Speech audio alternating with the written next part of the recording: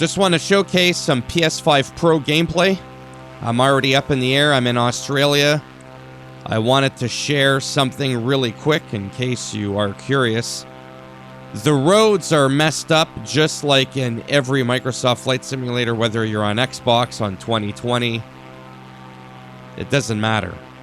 And a lot of people will say, well, you're not supposed to look at the roads. Well, maybe not, but all the trees, the landscape in general, the houses are really well laid out, but the roads are still a strong weak point. I just wanted to point that out in case that bothers you. Roads that go through the water, the ocean. It's funny. Other than that, the game runs at 30 FPS. You can see the roads here. It's a little bit wonky. You're best playing several thousands of feet up in the air. There is no performance mode that I've seen. It is smooth in the sense that there's no performance dips, even in busy areas, which is why I'm flying down below, by the way. Because you could be asking yourself, hey, numbnuts, it's a flight sim, and you're hovering like 400 feet in the air. Well, they have all the houses. I wanted to take a peek.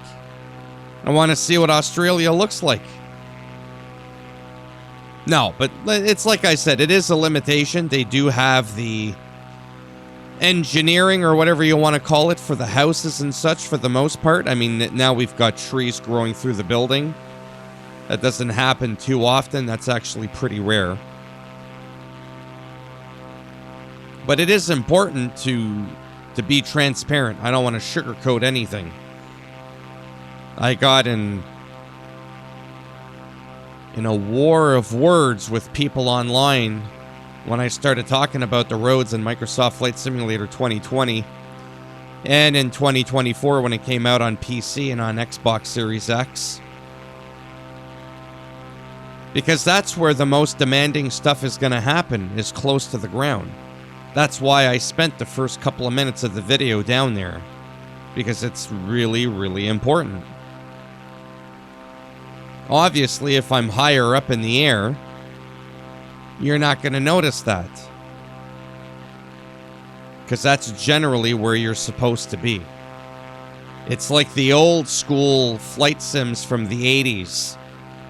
From above, it was like, oh yeah, look at that. You can see all these gray squares. You're like, look at all those houses. Then all of a sudden you go down below and it just looks like someone had diarrhea. Well, it's because you're not supposed to be down there. So I just want to make sure that you understand that I understand that. See, even at like 3,000 feet, it looks a lot better. Now I could get rid of the navigation assistance here. I'm also playing during the daytime. I thought it'd be easier to do that. Have some scattered clouds so that the game doesn't look so generic. I could have chosen a better plane, but to be honest, I didn't want to fly too fast. See, if you look down below, you can't really see what's going on down there. So just keep that in mind. See, here it's telling me I should be flying at about 4,000 altitude. And based on this, like I said, the world down below looks pretty good. But yes, my OCD's kicking in a little bit. It's really not that big of a deal. Now, if I go into R1 and I go into this mode, I think that activates autopilot. I'm not too sure. Scattered clouds. Let's have overcast. Let's have it maybe raining. Or even better, a light thunderstorm. R1 and L3 to get out of that. You could still see down below a little bit. This is more how I like to play the game. Get some good weather going on. Make it so that you could see down below decently, but that you're at a good enough altitude that you don't see You know what I'm saying? Exactly. I don't want to keep repeating it. I believe in probably another 5 or 10 years, they'll probably refine that. For the simple fact that I want to say that probably like over 90% of the geometry in general is actually really, really well made. Like the clouds are amazing, the rain, the lightning, the models of the plane, the trees, the landscape in general. It really is well done. But yes, I have OCD, and like I said, I feel like when I make these showcase videos, I feel like it's important to highlight every little detail that you notice, good or bad. For some people, it'll bother them. For some, it won't. Anyways, I don't want to make this video too long. Just kind of wanted to give you a general sense of the fact that even with all those clouds, all those buildings, if I fly down below, the frame rate is very stable.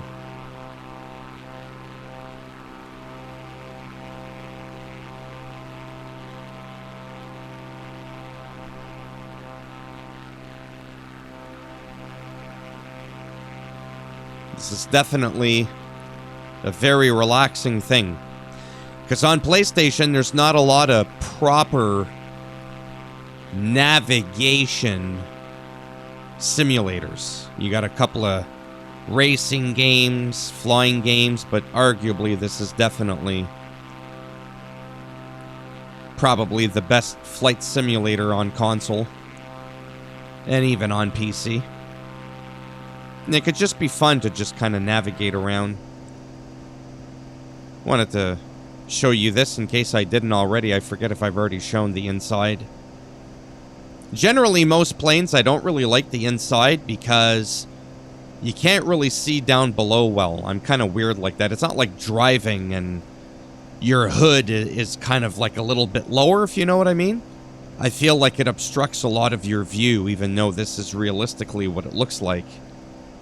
I think you can actually change the height of your seat so that I could see a little bit more down below. But yeah, just don't know where my co-pilot is. This isn't career mode, this is just free flight, but whatever.